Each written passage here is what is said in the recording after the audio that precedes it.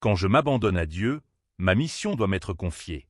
Mais quand je dis « Tu sais quoi, Dieu, tu sais quoi, tu me demandes de faire des trucs que je ne veux pas faire, et comme tes échéanciers ne me conviennent pas, je veux des trucs maintenant. Et tu veux des trucs, tu veux que j'ai des trucs plus tard. Comme si j'en avais fini avec ça, je vais faire mon propre truc, et donc dès que je dis « Non, je ne serai plus là, je vais aller ici et faire mon propre truc », donc dès que je fais ça, ce qui se passe, c'est que lorsque je me retire de l'autorité de Dieu, je peux le faire. Dieu m'a donné assez d'autonomie pour que je puisse décider de gâcher mon tableau de vibration, donc Dieu m'a donné assez d'autorité, assez d'autonomie, pour que je puisse décider que je ne veux plus être sous son autorité, parce que Dieu ne veut pas d'un groupe de robots. Il veut des gens qui se soumettent avec joie et joie à sa mission. Alors, quand je dis que je ne serai plus ici, maintenant je ne suis plus, ma mission ne dépend plus de moi. Je n'ai plus aucune autorité sur cette mission, mais ce n'est pas tout. Moi aussi, c'est ma mission, c'est de là que vient ma provision, c'est de là que vient ma provision. L'autorité de Dieu est de là que vient ma protection. C'est pourquoi lorsque Dieu a créé Adam et Ève, il les a placés dans le jardin d'Éden. Le mot jardin signifie enclos, c'est un endroit protégé, c'est la protection. Éden signifie plaisir, c'est la provision, c'est là que se trouvaient toutes les provisions. Le jardin d'Éden était donc le lieu de plaisir protégé de Dieu. Et comprenez ceci, lorsque nous décidons de ne plus être sous l'autorité de Dieu, devinez ce que Dieu a dû faire? Dieu a dû retirer Adam et Ève du jardin. Pourquoi? Ils n'avaient plus la protection et la provision de Dieu. Pourquoi? Parce qu'ils ont cessé de se soumettre à son autorité. Et maintenant, je n'ai plus aucune protection. Je suis la proie de tous les dards enflammés de l'ennemi, de toutes ses flèches. Et la seule chose qui m'est soumise maintenant, c'est des ennuis, parce que je me suis retiré de ma mission. Vous savez à qui cela me fait penser? Cela me rappelle le roi Salomon. Le roi Salomon, quand il a commencé sa vie, il a commencé sa vie ici. Et puis il a épousé toutes ces femmes païennes, et puis après avoir épousé toutes ces femmes païennes, il les a laissées détourner son cœur de Dieu. Et puis il est arrivé ici, il est comme, vous savez. Ici il a écrit le livre des Proverbes, ici il a écrit le livre de l'Ecclésiaste. Tout est vanité et vexation de l'esprit, n'est-ce pas? Qu'est-ce que la vanité et la vexation? Tout est un gaspillage et tout est un désastre, n'est-ce pas? C'est parce que vous vous êtes soustrait à la protection de Dieu, et vous vous êtes soustrait à la provision de Dieu.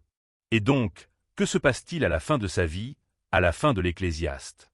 Il dit, vous savez quoi? Le thème de l'Ecclésiaste est le suivant. Si vous vivez votre vie pour la vie sous le ciel, vous avez gâché votre vie et vous avez torturé votre âme. C'est le thème du livre de l'Ecclésiaste.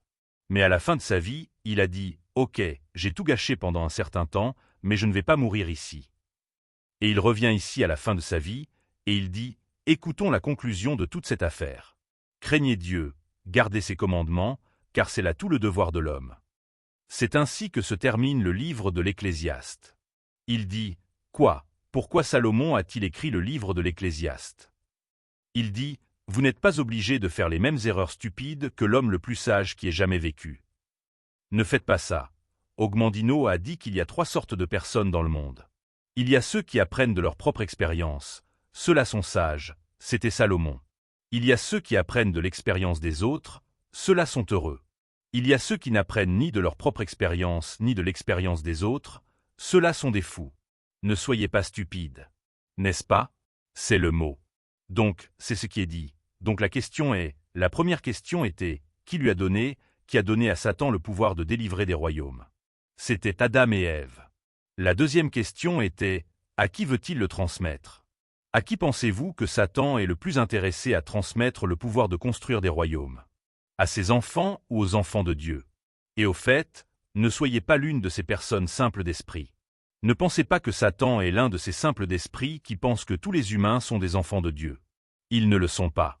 Vous vous souvenez que Jésus a dit aux pharisiens, « Vous êtes de votre père le diable et vous voulez faire les œuvres de votre père. » Dieu n'est pas le père de tout le monde.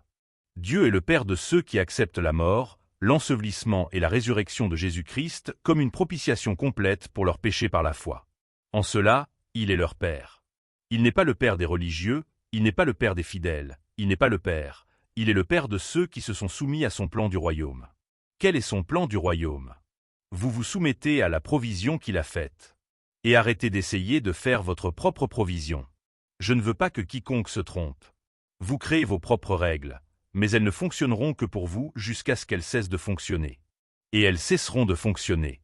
Puis-je avoir un témoin? Où est mon peuple? Où est mon peuple? D'accord, c'est ce qui est dit, c'est ce qui est dit, et le diable lui dit, je te donnerai toute cette puissance et sa gloire, car elle m'a été donnée. La puissance des royaumes m'a été donnée, et je la donne à qui je veux. 1. Satan est donc plus intéressé à donner le pouvoir de construire des royaumes à ses enfants qu'aux enfants de Dieu. Maintenant, nous savons pourquoi il y a tant de gens méchants qui sont riches, parce que Satan leur a donné le pouvoir et l'autorité que Dieu a donné à Adam et Ève dans le jardin d'Éden. Et Adam et Ève ont abdiqué. Mais devinez quoi?